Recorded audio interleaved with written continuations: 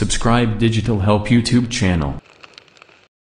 Hello and welcome. আমি Habibur Rahman, digital হেল্পের পক্ষ থেকে সবাইকে জানাই স্বাগত। আজকে টিউটোরিয়ালটা মূলত হলো যে ফেসবুকে আমরা কিভাবে ইউজার নেম যেটি আছে সেটি সেট করতে পারি।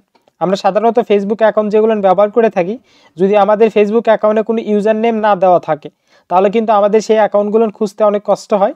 যার জন্য আজকে আমি আপনাদেরকে খুবই সহজভাবে দেখাবো যে আমরা কিভাবে হলো যে ইউজার নেম যেটি আছে সেটি ফেসবুকে সেট করতে পারি। জাস্ট আমাদেরকে ফেসবুকে লগ ইন করতে হবে। করার পরে জাস্ট আমি যদি আপনাদেরকে একটু আমার প্রোফাইলটি দেখাই, আর আপনি আমার ইউটিউব চ্যানেল যদি নতুন হয়ে থাকেন তাহলে অবশ্যই আমার ইউটিউব চ্যানেলটি সাবস্ক্রাইব করবেন, পাশে থাকা বেল আইকন বাজিয়ে আমার সাথেই থাকবেন নতুন আপডেটের জন্য করে। জাস্ট এটি আমার অ্যাকাউন্ট। এই অ্যাকাউন্টটা যদি আমি নাম দিয়ে খুঁজতে যাই তাহলে কিন্তু অনেক সময় লেগে যাবে অ্যাকাউন্টটি খুঁজে বের করতে। জাস্ট আমরা হলো যে খুব সিম্পলভাবে ইউজার নেম যেটি সেটি সেট দিব। জাস্ট এখানে ডাউন এটাতে একটা ক্লিক দেওয়ার পরে এখানে দেখবেন লেখা আছে সেটিং অ্যান্ড প্রাইভেসি, জাস্ট সেখানে একটা ক্লিক দিবেন। ক্লিক দেওয়ার পরে এখানে সেটিং লেখা আছে দেখবেন, জাস্ট সেটিংসে একটা ক্লিক দিব।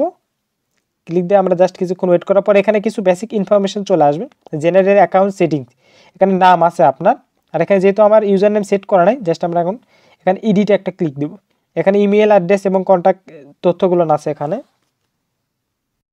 জাস্ট এডিটে ক্লিক দেওয়ার পরে এরকম ইন্টারফেস যখন চলে আসবে, এখান থেকে আমরা যে ইউজার নেমটি দিতে চাচ্ছি জাস্ট সেটাই আমাদেরকে এখানে টাইপ করতে হবে। সে আমি যদি হাবিবুর, এটা অ্যাভেলেবেল নাই, যেটা অ্যাভেলেবেল থাকবে সেটা কিন্তু আমরা এখান থেকে নিতে পারি। জাস্ট আমি এটা একটা দিলাম। দেওয়ার পরে আমি যদি সেভ চেঞ্জে একটা ক্লিক দিই তাহলে কিন্তু আমার যে ফেসবুক অ্যাকাউন্টটি আছে এটির সঙ্গে কিন্তু এই ইউজার নেমটি সেট হয়ে যাবে। জাস্ট আমরা কিছুক্ষণ ওয়েট করি। জাস্ট এখন কিন্তু আমার যে ইউজার নেমটি আমি দিলাম সেই ইউজার নেমটি কিন্তু সেট হয়ে গেছে।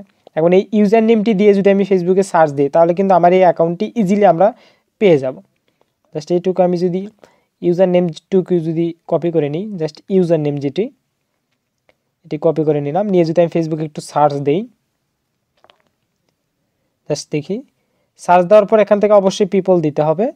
দেওয়ার পরে দেখেন আমার অ্যাকাউন্টটাই কিন্তু শুধু আসবে, অন্য কোনো অ্যাকাউন্টই আর আসবে না।